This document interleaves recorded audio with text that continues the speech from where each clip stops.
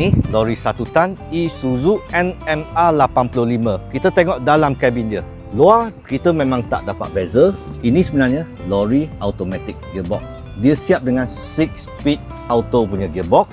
Macam kata auto punya lori memang tak ada clutch, tak ada apa-apa. Sebenarnya barang ni bukan barang special ke barang yang luar biasa. Memang dah sangat lama di pasaran dah. Lori auto. Dashboard Isuzu memang layout dia macam ini.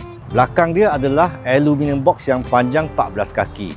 Kalau lori 1 tan, box punya saiz kita boleh pilih nak 10 kaki atau 14 kaki. Ketinggian dia memang dah fix lah, 6 kaki. Lepas tu lebar pun memang fix 6 kaki. Belakang dia kita pasang dengan satu tail lift jenama PHE. Kapasiti tail lift ni dia boleh ambil 1 tan. Kalau kita tengok platform yang warna silver macam ni, maksudnya dia adalah aluminium material. Platform untuk tail lift kita boleh pilih sama ada nak aluminium material atau mau steel checkers plate yang biasa.